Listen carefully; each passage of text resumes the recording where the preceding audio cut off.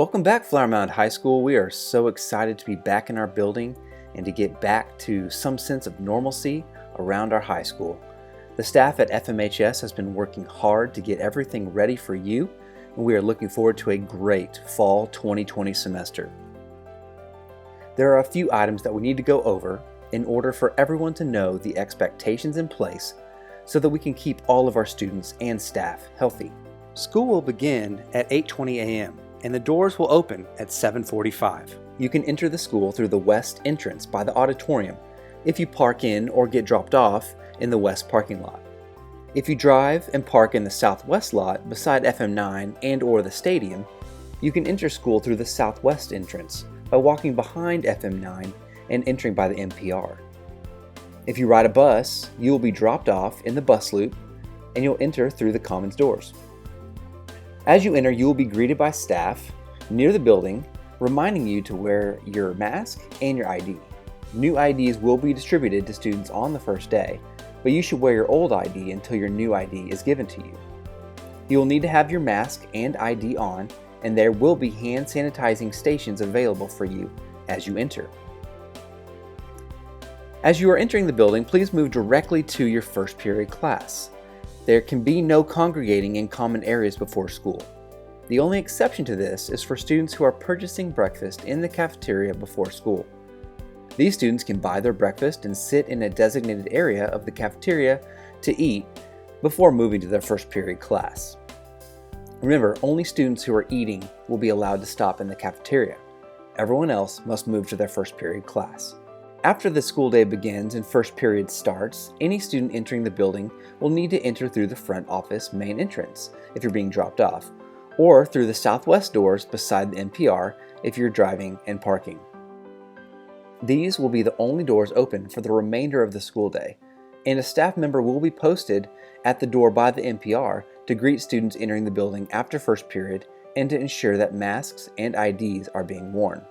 If you enter into the front entrance, you will need to check in at the front desk. Once you are inside the building, you must wear a mask. An approved mask is any face covering that fully covers the nose and mouth, and that's acceptable as long as any designs, pictures, or words on your mask comply with district dress code requirements. Face shields cannot be a substitute for a mask, but you are welcome to wear a face shield in addition to your mask. There are times when you can remove your mask. You'll be able to remove it when eating or drinking, or when presenting or speaking to a group, if that speaking or presenting is necessary for learning and is approved by your teacher. When presenting, you should be more than 6 feet away from others and have a barrier such as plexiglass or a face shield. You can also remove your mask if you ask your teacher for a mask break and are able to get at least 6 feet away from others. While in common spaces such as hallways, masks must always be worn. Your teachers have adjusted their classrooms in order to maximize space, and they've placed desks in the same direction with as much space between them as possible. They are also eliminating shared supplies, and they're digitizing as many assignments in order to eliminate physical items in the classroom. At the end of each class period, you'll be asked to help sanitize your desk area in order to prepare for the next class. Your teacher will give you information regarding how to wipe down your desk and the area around you. Classrooms will be divided into 3 groups corresponding to the letters J, A, and G. Our passing periods will be staggered between these 3 groups in order to limit the amount of students in the hallway during the passing periods. Stanchions and floor markings will be put throughout the building in order to help keep physical distancing during the passing period. Bathrooms will be limited to a maximum of 4 students at a time.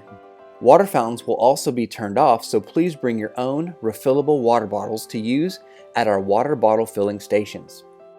During the passing period, as you arrive at your next class, if there are still students in the room you are going to, please wait in the hallway along the wall while maintaining social distancing guidelines until your teacher is ready for you to enter. During lunch, physical distancing will also be in effect. We will be spreading out to areas such as the hallway, library, and gyms in order to give you space to eat, while also being physically distanced. We can only allow 3 students to eat at a table together.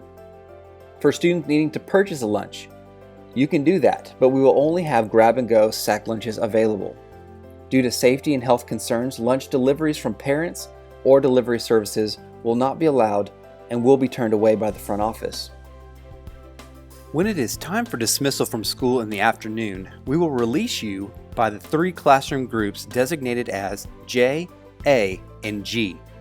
When you are dismissed, you will need to exit the building immediately and cannot congregate in any common areas.